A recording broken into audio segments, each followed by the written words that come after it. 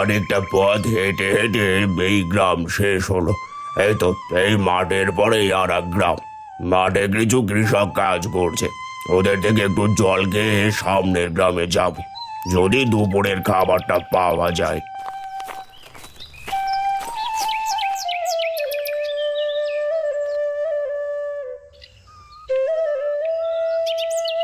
ওরে ভাই, ওই সাধুজিকে দেখেছো?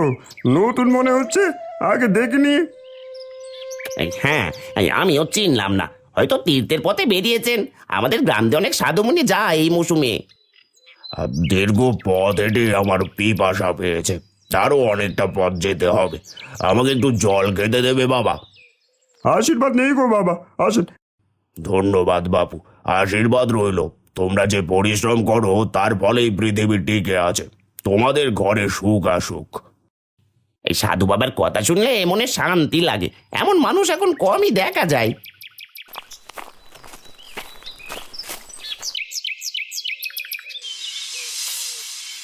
বাবা, ওই ওই চালতাটা একদম পাকা, দেখো হলুদ হয়ে গেছে। আমি তো এখান থেকেই ওর ঘ্রাণ পাচ্ছি।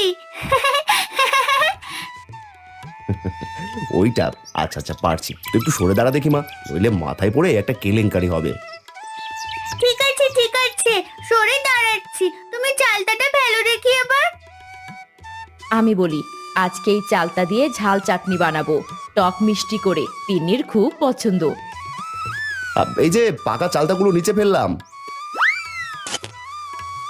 হয়েছে গো, তুমি সাবধানে নিচে নামো তো এখন। তিন্নি, চালতাগুলো ঝুড়িতে নিয়ে আয়।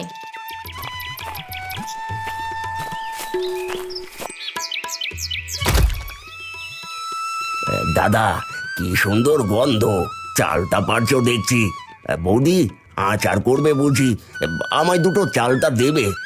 লতাকে বলবো আজ ঝোল মাছ এনে ঝোল করবে চালটা দিয়ে, অনেকদিন খাই না। বেশ বলেছিস রে গদাই, চালতা দিয়ে শোল মাছের ঝোল। শুনেই জিভে জল চলে এলো। আমিও তো এক কাজ করি, আজ শোল মাছ কিনে আনবো। ঠিক আছে দাদা, তুমি অপেক্ষা করো। আমি আগে চালটা নিয়ে বাড়িতে রেখে আসি, তারপর একসাথে বাজারে যাব। বৌদি, শোল ঝোল বানালে তো ঘ্রাণে গোটা পাড়া জানবে। এমন ঝাল করে রান্না করে সে ঝোল খেলে চোখে জল চলে আসে।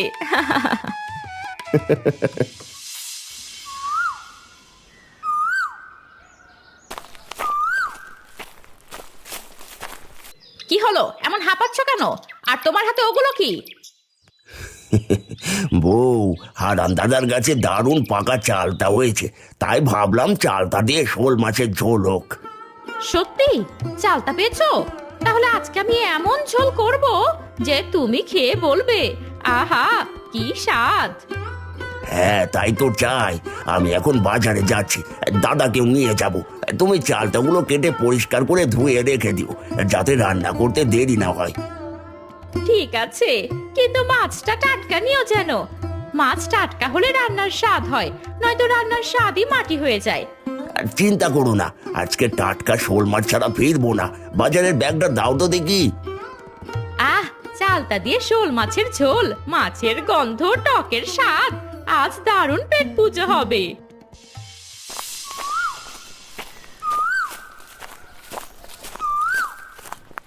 গদাই, মনে আছে ছোটবেলায় মা যখন চালতা দিয়ে শোল মাছের ঝোল করতো, আমরা গরম ভাতে হাত পুড়িয়ে খেতাম। হ্যাঁ রে দাদা, তখন তো মাছের গন্ধে পুরো উঠোন ভরে যেত। আজও যদি সেই স্বাদ ফিরে আসে, আমি এই ঝোলের ভাগ কাউকে দেব না। তুই কি এখনো ছোট আছিস ভাই? তুই জানিস না, ভাগ করে সবাই মিলে একসাথে খেলেই তো স্বাদ বাড়ে। ওসব তোমায় ভাবতে হবে না দাদা, আমি যেমন তেমনই ভালো। চলো দেখি মাছ কেমন উঠলো বাজারে।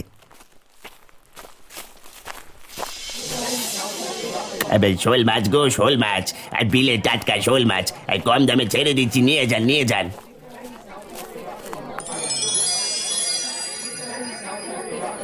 এই যে গদাই, এই তো শোল মাছ আছে দেখছি। তা কত করে দিচ্ছ আজ শোল মাছ? এবার জালে অনেক মাছ উঠেছে গো হারান দাদা, তাই আজ মাছের দাম সবার হাতে নাগালে। আর শোল মাছ মাত্র 150 টাকা। নেবে নেবে, দাও থলেতে উঠিয়ে দিই। ঠিক আছে ঠিক আছে, দাও দেখি আমার থলে 1 কেজি ওজনের একটা দাও। আমার থলেতেও 1 কেজি মাছ দাও দেখি, টাটকা মাছ দিও, নইলে মাছের স্বাদ পাওয়া যায় না।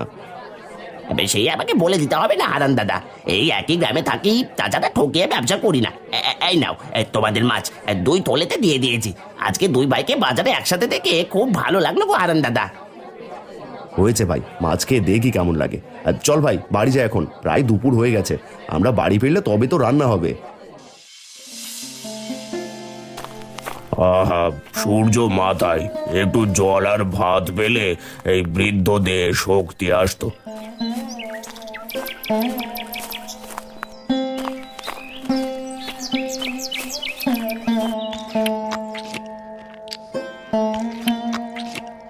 ওরে বাবু, তোমরা কিছু ভাত দেবে?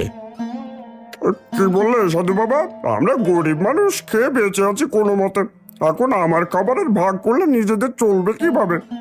আমি ভিক্ষে যাচ্ছি না, আশীর্বাদ দিতে এসেছি। তোমরা একটু দান করো, কল্যাণ হবে। আশীর্বাদ খেয়ে পেট ভরবে নাকি? ওই সময় সবাই নিজেরটা দেখে সাধু। যাও যাও, সামনে বড় বাড়ি আছে, হয়তো কেউ কিছু দেবে। ঠিক আছে বাবু, আমি কষ্ট দিচ্ছি না, তোমাদের ঘরে যেন সুখ থাকে এই প্রার্থনায় রইল। এমন কথা শুনে কারো পেট ভরবে না। ওই চলো ভাই, খাওয়া শেষ করে কাজ শুরু করতে হবে। মানুষ এখন লোভে এমন অন্ধ যে করুণা ভুলে গেছে। দেখা যাক সামনের বাড়িতে কেউ কিছু দেয় কিনা।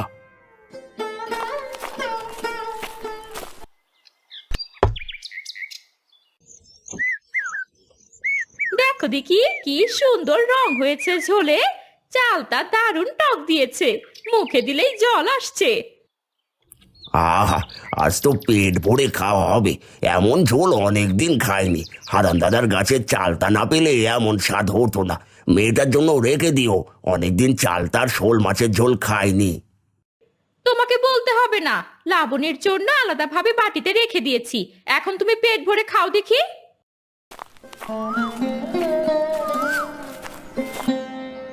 বাবু, একটু কিছু খেতে দেবে? 3 দিন কিছু খাইনি, এখন একটু খাবার পেটে না পড়লে যে বাকি পথটুকু যেতে পারবো না। এখন খাওয়ার সময় এসেছো? বেকারি মানুষ তো খাওয়ার গন্ধ পেলেই হাজির হয়।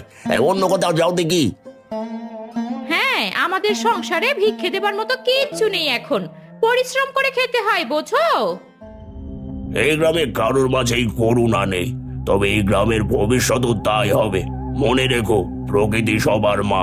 তুমি খেতে পাচ্ছ, কাউকে খেতে দিতে তোমার এত অনিচ্ছা, তোমরাও আর প্রকৃতি থেকে কিছুই পাবে না। ভয় দেখাচ্ছেন নাকি? হ্যাঁ, এসব অভিশাপে কিছুই হয় না, যান এখান থেকে। তবে শুনে রেখো, কাল থেকে এই গ্রামে আর কোনো গাছে ফল ধরবে না, নদী খালে আর কোনো মাছ থাকবে না।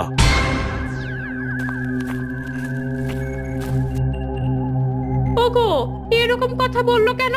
গা শিরশির করছে। আরে ওসব মন্ত্রে কিছুই হয় না, দাও তো আর একটু চালটা ঝোল দাও।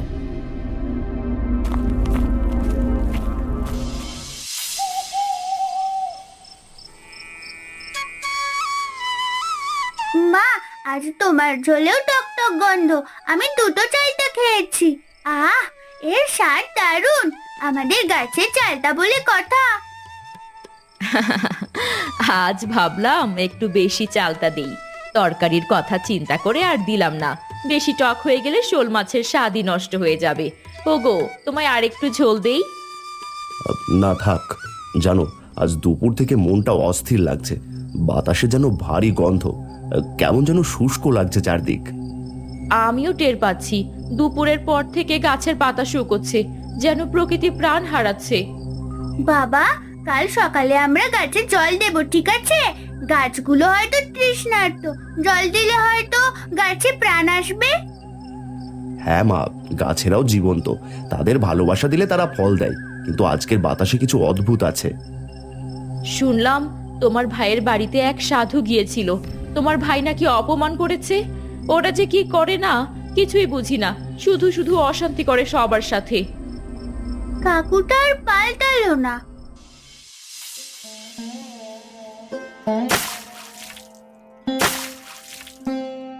এই গাছটায় তো গতকাল ফুলে ভরেছিল, ওরে বাবা, সব ফুল পড়ে গেছে, চালতার গাছেও কোনো চালতা নেই, সব নষ্ট হয়ে পড়ে গেছে দেখছি।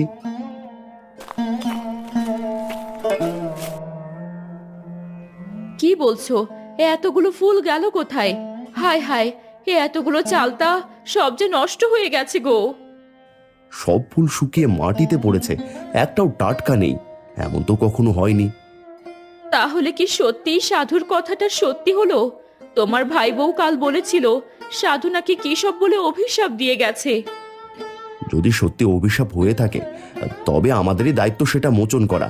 ওদের পাপের জন্য আজ পুরো গ্রাম ভুগছে। বাবা, গাছগুলোকে কি আর বাঁচানো যাবে না?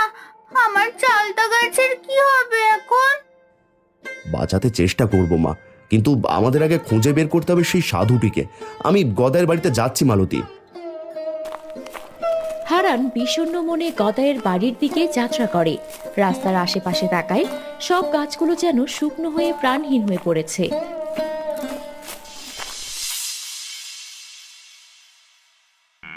ও গদাই, আছিস? তোর বাড়ির সামনে দেখলাম গাছগুলো কেমন শুকিয়ে গেছে। বাইরে আয় তো ভাই, পুরো গ্রামের পরিস্থিতি খুবই খারাপ।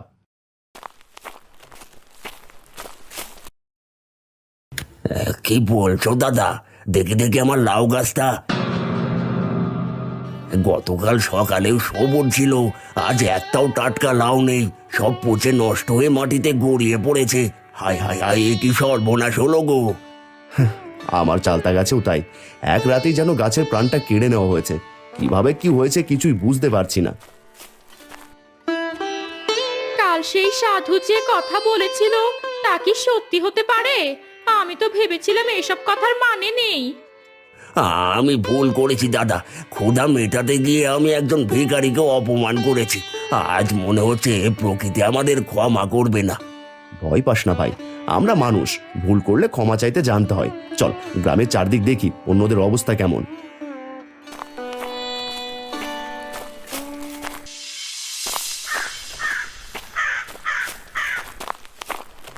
দেখো দেখো, পাড়ার কলা গাছগুলোও শুকিয়ে যাচ্ছে, এমনকি আমড়া গাছেও আমড়া নেই। এ যেন মৃত্যুর ছোঁয়া। চালতা, লাউ, আমরা কিছুই বেঁচে নেই। এখন যদি কিছু না করি গ্রামটা মরুভূমি হয়ে যাবে। ভাই, একটাও মাছ নেই কেন? কালো তো শোল, চিংড়ি, পুঁটি সবই ছিল। আর বলো না, নদীতে নেমেছিলাম সকালে, একটাও মাছ নেই রে ভাই। জাল টেনে তুললাম, শুধু কাদার পচা গন্ধ। আমার খেতেও একই অবস্থা। কুমড়ো, লাউ, ঢেঁড়স সব শুকিয়ে গেছে। ফসল নেই তো, বিক্রিও নেই। এই শুকনো ঢেঁড়স আনলাম, কি করব? ঘরে খাবার নেই। এমন বিপদ আমি জন্মে দেখিনি। গাছের প্রাণ কেড়ে নিল কে? এ তো মানুষের নয়, প্রকৃতির রোষ। শুনেছি গদাইয়ের বাড়িতে এক সাধু এসেছিল, ওরা নাকি ভিক্ষে দিতে চায়নি, তারপরে এই বিপর্যয়। যদি এমন চলে তবে গ্রামটা একেবারে ধ্বংস হয়ে যাবে। আজ কিছু করতে হবে। ভাইরা, হয়তো সবই আমার দোষের জন্যই হয়েছে। আমার খাবার লোভে পড়ে বিবেক বুদ্ধি লোপ পেয়েছিল। চলো সবাই মোড়লের কাছে গিয়ে সব খুলে বলি, হয়তো তিনি কোনো উপায় বলতে পারেন। তাই চল রে হারান, এই তোমরাও এসো।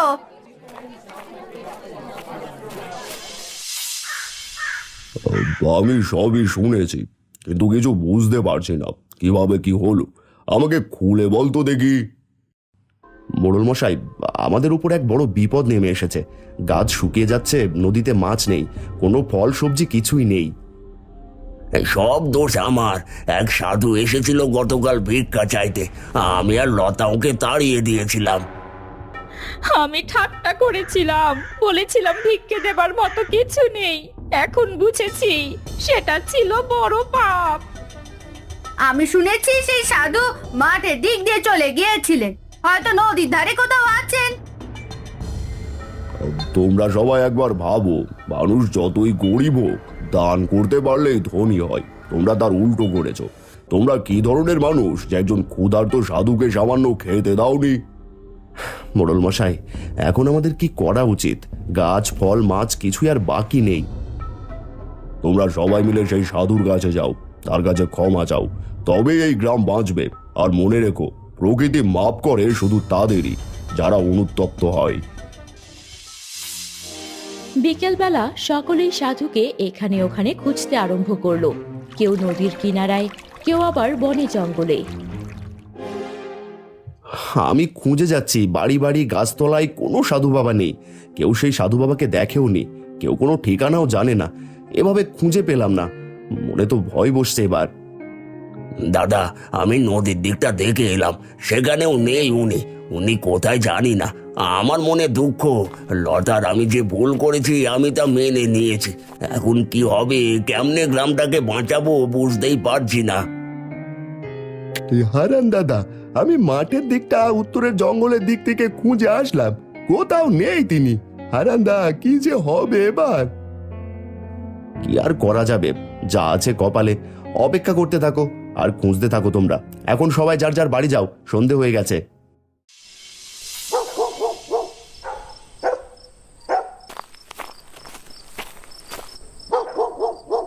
কি খবর?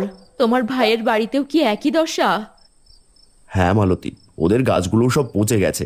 গ্রামে কোথাও একটাও ফল দেখা যায় না। বাজারে কোনো মাছ নেই, সবজি নেই। হাহাকার করছে সবাই। সেই সাধু বাবার অভিশাপে এমন হচ্ছে। কি বলছো এসব? পুরো গ্রামেই এমন হয়ে গেছে? কি যে হবে এখন? বাবা, তাহলে কি আমরা আর কোনো ফল খেতে পাবো না? পাখিরাও আজ সারাদিন ডাকেনি। প্রকৃতি রেগে গেছে মা। আমরা মানুষ হয়েও অমানুষের মতো আচরণ করেছি। একজন ক্ষুধার্ত মানুষকে খেতে দিইনি, ফল তো ভোগ করতেই হবে। তুমি যদি সত্যিই মনে করো ভুল হয়েছে, তবে আমাদের সেই সাধু বাবাকে খুঁজতে হবে, ক্ষমা চাইতে হবে। হ্যাঁ, কিন্তু সে এখন কোথায় আছে কে জানে। মাঠ, নদীর পাড়, বটগাছের নিচ কোথাও দেখা মিলছে না। আজ সারাদিন খোঁজা হলো। বাবা, আমি তোমার সঙ্গে যাব সাধু বাবাকে খুঁজতে। যদি আমায় দেখে একটু মায়া হয়। আমি তো ছোট মানুষ, শুনেছি সাধুরা ছোট বাচ্চাদের অনেক ভালোবাসেন। তুই ছোট, তবু তোর কথায় বড় সাহস পাই। দেখি কি করা যায়। এভাবে বসে থাকলে তো চলবে না।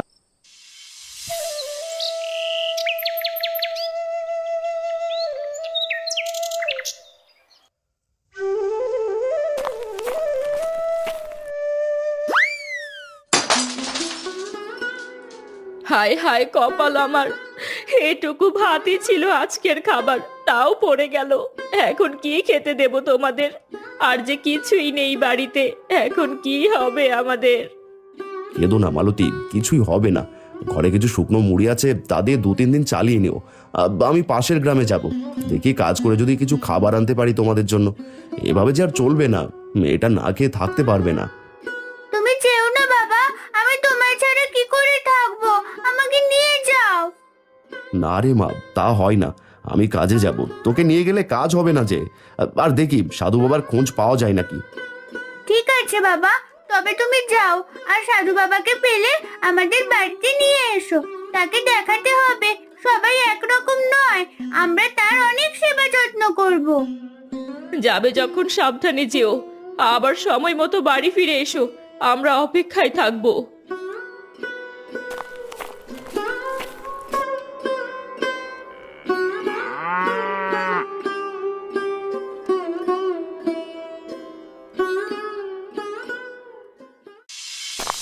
মজুর লাগবে, মজুর।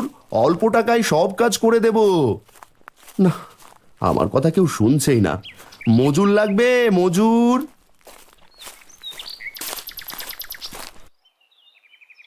ক্লান্ত হয়ে হারান গ্রামের পথে পথে হাঁটতে থাকে।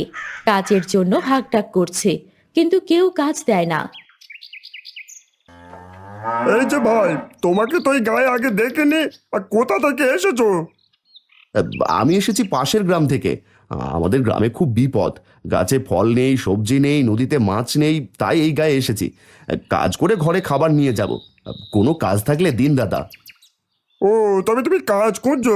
আর বেশ, তুমি আমার এই ধানের আটিগুলো গরুর গাড়িতে তুলে দাও দেখি। ধন্যবাদ দাদা, আমি এখনই কাজ শুরু করছি। কাজ শেষে খাবার নিয়ে বাড়ি যাব। মেয়েটা আমার অপেক্ষা করছে।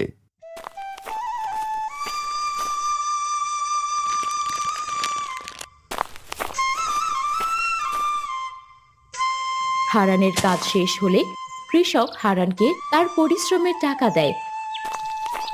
সন্ধ্যায় হারান সেই টাকা দিয়ে খাবার কিনে বাড়ির দিকে রওনা হয়।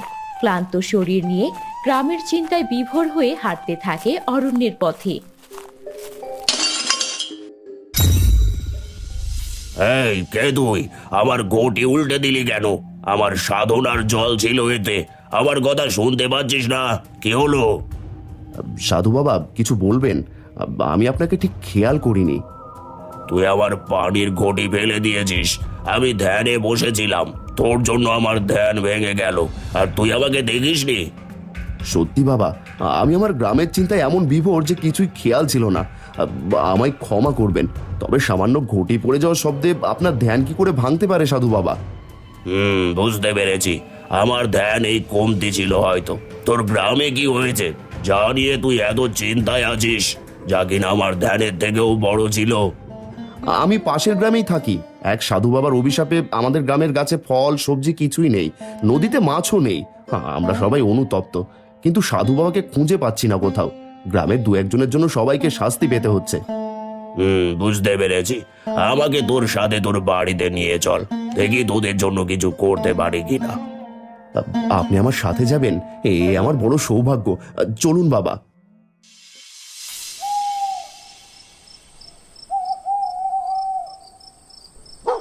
তিন দিন হয়ে গেল তোর বাবা কাজে গেছে, এখনো তো ফিরে এলো না। আমার খুব চিন্তা হচ্ছে, এদিকে ঘরের মুড়িও শেষ। ওই দেখো মা, কারা যেন আসছে এদিকে। ওই তো, ওটা তো বাবা। বাবা এসেছে, বাবা এসেছে। হ্যাঁ রে মা, আমি ফিরে এসেছি খাবার নিয়ে। সাথে সাধু বাবা আছে। কদিন থাকবেন আমাদের সাথে? আসুন বাবা আসুন, ভেতরে এসে বসুন।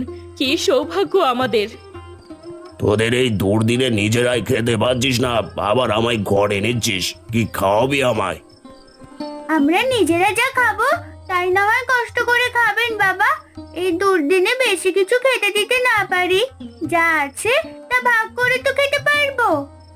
বাহ, তুই তো খুব ভালো কথা বললি মেয়ে। তুই খুব বুদ্ধিমতী আর ভালো মনের মেয়ে। তোর কথা শুনে আমার মন ভরে গেছে। চল চল, ঘরে চল। সাধু বাবা, এই গরিবের ঘরে কেমন ঘুম হয়েছে জানি না। যাদের মন এত বড় তারা গরিব নয় রে। তোদের মতো যদি সকলেই থাকতো। আপনি হাত মুখ ধুয়ে অপেক্ষা করুন, আমরা আপনার খাবার ব্যবস্থা করছি। বাবা, তিনি সাধু বাবার জন্য হাত ধোয়ার পানি নিয়ে আয় তো। হারান, ব্যস্ত হোস না। শোন বাবা, আমি তোদের কিছু বলতে চাই। তোদের যত্নে বিনয়ে আমি খুবই খুশি হয়েছি। আমার যা বোঝার আমি বুঝে গেছি। একটা গ্রামে সবাই পাপী হয় না, তোর মতো ভালো মানুষও থাকে।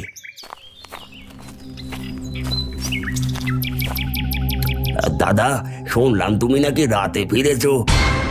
সাধু বাবা, সাধু বাবা আপনি এসেছেন। আমাদের ক্ষমা করুন বাবা, আমাদের ক্ষমা করুন। আমরা পাপ করেছি।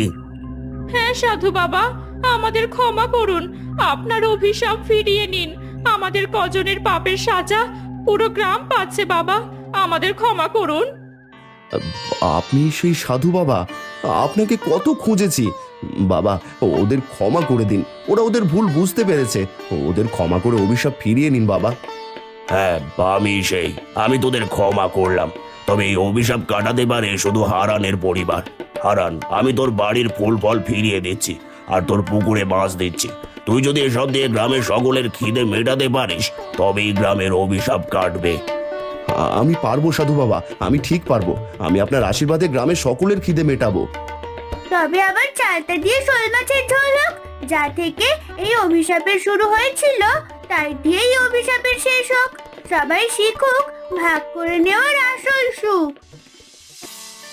এরপর আবার চালতা দিয়ে শোল মাছের ঝোল রান্না হয় হারানের বাড়িতে। গ্রামের সকলে সেখানে ভোজ করতে আসে। ভোজে এসে সকলে তৃপ্তি করে খেয়ে যায়।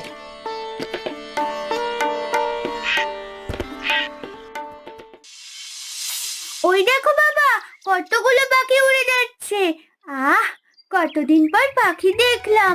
দেখেছো, সব গাছ আবার আগের মতো হয়ে গেছে। হ্যাঁ, গ্রামের সব গাছগুলো আবার ঠিক হয়ে গেছে, অভিশাপ কেটে গেছে। সব সাধু বাবার কৃপা। না দাদা, সব ঠিক হয়েছে, আর শুধু তোমার জন্য। তোমার পরোপকার আর বিনয়ী ব্যবহারের জন্য আজ গ্রামের মানুষের সুখের দিন আবার ফিরে এলো। হ্যাঁ ঠিক তাই, কিন্তু তা আবার মাঝে মাঝে আপনি ভুলে যান কাকু। ভুললে চলবে না, মনে রাখবেন অহংকার মানুষকে শূন্য করে। করে, বিনয় মানুষকে পূর্ণ করে। আমার পাগলি মেয়ে।